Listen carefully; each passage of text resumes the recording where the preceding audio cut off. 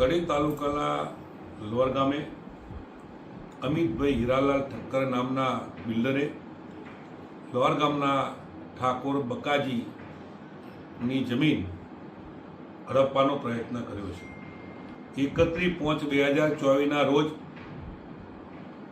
આ અમિત હીરાલાલ ઠક્કર અને ડીએલઆરની ઓફિસના તમામ અધિકારીઓ ભેગા મળી અને ગોરા વચ્ચે જે એની જમીન હતી, ભયો ભાગમાં જે આવેલી જમીન હતી, એ જમીન વેચવી નથી વેચવી તે એટલા માટે આડકરી તેના પર પ્રેશર કરતા હતા।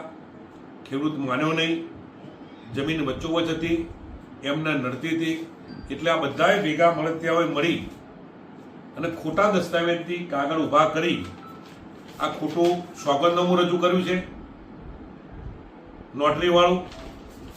આ તમામ 7 બારમાં જે નામ હતા એ નામ સાચા છે, એની સામે જે ફોટા લગાયા છે એ ફોટા બધા જ ખોટા ફોટા છે। એ ફોટાની સામે જે સહીઓ કરી છે એ તમામ ખોટા સહીઓ ખોટી છે અને ફોટા પણ ખોટા છે।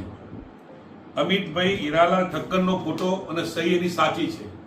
આ તમામ ડોક્યુમેન્ટ રજૂ કરી ડીએલઆર બધા જ ભેગા મળી એની જમીન જે હતી એ જમીન બદલી અને સેવાડા બાજુ એની જમીન કરી નાખી। એ જમીનનો કબજો લેવા માટે એના પર ગાડીઓ લઈ ગયા, ગાડીઓ પર ચડાવી એના પર હુમલો કરવામાં આવ્યો। જ્યારે આ વાત અમારી ધ્યાન ઉપર આવી ત્યારે અમે રજૂઆત કરી ત્યારે સરકારે અને ડીએલઆરે ફરીવાર 24/6/2000 એટલે 1 મહિના પહેલા આ કાગળના કારણે જે હુકમ કરવામાં આવ્યો હતો એ હુકમ રદ કરતો પણ ડીએલઆરે હુકમ કરી નાખ્યો છે। એનો અર્થ એવો કે આ તમામ ખોટા ચોંટાડીને જમીન જે હડપવાનો પ્રયત્ન કર્યો હતો એ પ્રયત્ન એ એમના જ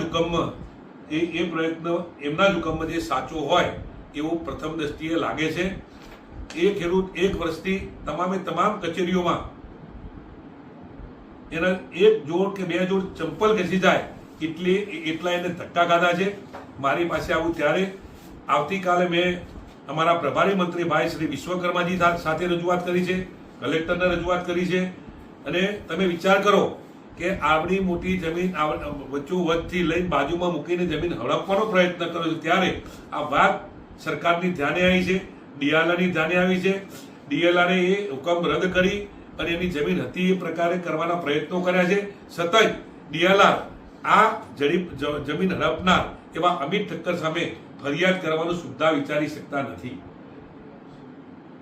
આ કડી તાલુકામાં આ એક બનાવ નથી, આવા અસંખ્ય બનાવો છે। કોઈએ તળાવ નું દબાણ કર્યું છે, કોઈએ નાળિયાઓનું દબાણ કર્યું છે, કોઈએ રસ્તાઓ બંધ કર્યા છે, કોઈએ આવા પ્રકારના જ્યાં નડતા હતા ત્યાં તમામ પ્રકારના ડીએલઆરને મળી અને કડી તાલુકામાં મોટા કૌભાંડો આચર્યા છે।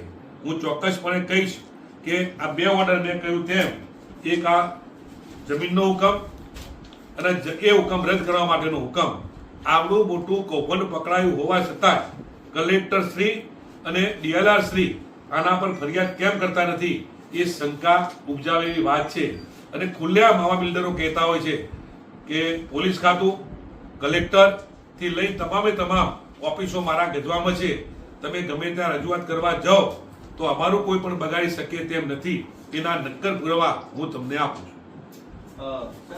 શું કહેશો, આ કોની મિલીભગતથી આ પ્રકારે જમીનો હડપવાનું જે આ ષડયંત્ર ચાલી રહ્યું છે કડી વિસ્તારમાં? કડી તાલુકામાં લગભગ હું માનું ત્યાં સુધી આવા અસંખ્ય કેસો છે। બિલ્ડરો અને બિલ્ડરોની સાથે જે એમના ભાગીદારો કહી શકાય, રાજકીય માણસો ભાગીદારો હોય એ ટાઈપના આ બિલ્ડરો છે। અવારનવાર એમના ફાર્મ હાઉસોમાં ઘણીવાર રેડો પણ પડેલી છે। એમના ફાર્મ હાઉસોમાં કયા આગેવાનો જાય છે અને આ બિલ્ડરો કોની સાથે ભાગીદારી ધરાવે છે એ તો સરકારના તપાસનો વિષય છે। જો આની તપાસ કરવામાં આવશે તો ઘણા બધા પ્રશ્નો આવા બહાર આવશે અને કડી તાલુકા અને મહેસાણા જિલ્લાના તમામ નાના ખેડૂતોને જે અન્યાય થયો હોય એવા ખેડૂતોનો ન્યાય મળશે એમાં કોઈ પણ શંકાને સ્થાન નથી। હું આપના માધ્યમ દ્વારા આવા બિલ્ડરોને અને આપના માધ્યમ દ્વારા તમામ આ જિલ્લાની જે જવાબદારી છે કલેક્ટરશ્રીને, જવાબદારી છે ડીઆરઆરને કે આવી જમીનો ઇરાદાપૂર્વક ભૂલ કરી અને ખેડૂતોને પરેશાન કરવાનો પ્રયત્ન ન કરે એવી આપના માધ્યમથી હું એમને વિનંતી કરું છું.